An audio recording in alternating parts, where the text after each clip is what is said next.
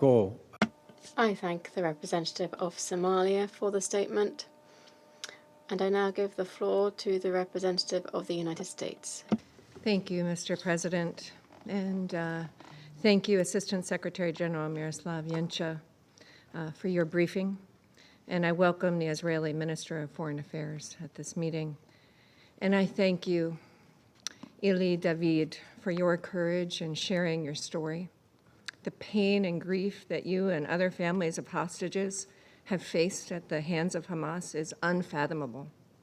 And the United States stands with you and will continue to work to free all of the remaining hostages, living and deceased.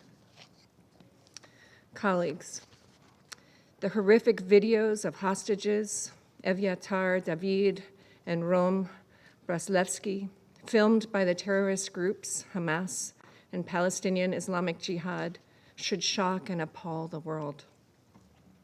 The footage of these two young men, tormented, starved, emaciated, is not only a reminder of the evil that Hamas and Palestinian Islamic Jihad represent. It also makes more clear than ever that the Security Council and the international community must stop pressuring Israel and instead impose maximum pressure on Hamas to immediately release all 50 hostages that they continue to hold captive. The hostages abducted on October 7th have now suffered for 668 days. These videos show Evyatar David, a 24-year-old kidnapped by Hamas from the Nova Music Festival, with an appearance his own family described as a living skeleton buried alive, being forced by his terrorist captors to dig his own grave.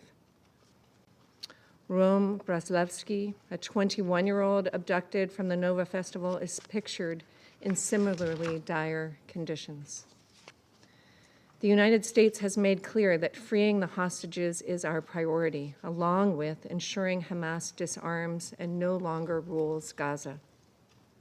President Trump, Special Envoy Witkoff, and Secretary Rubio continue to work tirelessly to end the war, release the hostages, including Itai Chen and Omer Nutra, the two Americans still held by Hamas, and bring peace to Gaza and give it a future free of Hamas. As President Trump said last week, the fastest way to end the humanitarian crisis in Gaza is for Hamas to surrender and release the hostages. Yet Hamas has refused to do so. While Israel has accepted the terms of the ceasefire proposal, Hamas has consistently rejected them. That is emblematic of the bad faith we see from Hamas. Unfortunately, at a time when pressure on Hamas is more necessary than ever to free the hostages and end the war, some have instead taken steps that embolden Hamas and undermine the negotiators' efforts. We must be clear that unproductive publicity stunts like last week's two-state solution conference and unilateral announcements regarding recognition of a Palestinian state undercut the efforts of mediators and prolong the war. These gifts to Hamas not only imperil the hostages, they also hurt the civilians of Gaza who continue to suffer what President Trump has recognized as real starvation. Colleagues, no one wants to see Palestinians, civilians in Gaza go hungry and thirsty. The United States supports getting assistance to civilians in Gaza and has been actively working to support the secure delivery of humanitarian aid to civilians in Gaza. As President Trump has said, the United States is going to be even more involved in these efforts. On Friday, Special Envoy Witkoff and Ambassador Huckabee traveled to Gaza, where they met with the Gaza Humanitarian Foundation and other agencies and visited GHF aid distribution sites. The GHF recently announced reaching the milestone of delivering more than 100 million meals directly to civilians in Gaza. On Sunday alone, the GHF reported delivering more than 1.5 million meals at its distribution sites. We recognize the important actions Israel has taken to facilitate the increased flow of aid. into Gaza.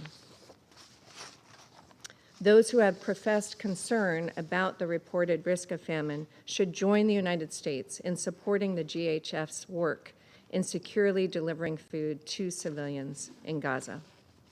It is essential that our humanitarian response help those civilians without benefiting Hamas. Mr. President, countries, including the members of this council, face a choice: whether to continue with actions that reward and encourage Hamas, or whether to hold the terrorist organization responsible for its actions. We should all be able to agree that the hostages must be freed without further delay, and that Hamas can no longer rule Gaza and must disarm. The hostages must be returned home, and Palestinians in Gaza must be allowed to begin a new chapter free of Hamas. President, we have once again heard members here make allegations of genocide. These allegations are politically motivated and categorically false. They are part of a deliberate, cynical propaganda campaign as Hamas attempts to win symbolic victories to compensate for total defeat in war. The United States refutes these allegations entirely. The United States fully supports Israel's right to defend itself against Hamas's terrorism. Israel has taken numerous measures to limit harm to civilians and to address humanitarian needs. The loss of civilian life in Gaza is tragic, but the responsibility for this rests with Hamas, which could stop the fighting today by agreeing to the ceasefire already accepted by Israel. And with respect to recent reports of deaths of Palestinians near GHF aid distribution sites, I would say that the GHF has stated that recent reports of deaths near their distribution sites are false. The most recent tragedy occurred near UN convoys after they passed through the Zakim crossing. The UN continues to turn down the GHF's offers to collaborate and coordinate efforts. We mourn the loss of all innocent lives and agree that more assistance needs to safely reach those in need. And we encourage all to support the GHF's efforts. President, in closing, the United States calls upon all countries to join together and say with one clear voice that Hamas must immediately surrender, release all the hostages, both those living and those who have already been murdered at the hands of Hamas, and allow this war to end. I thank you.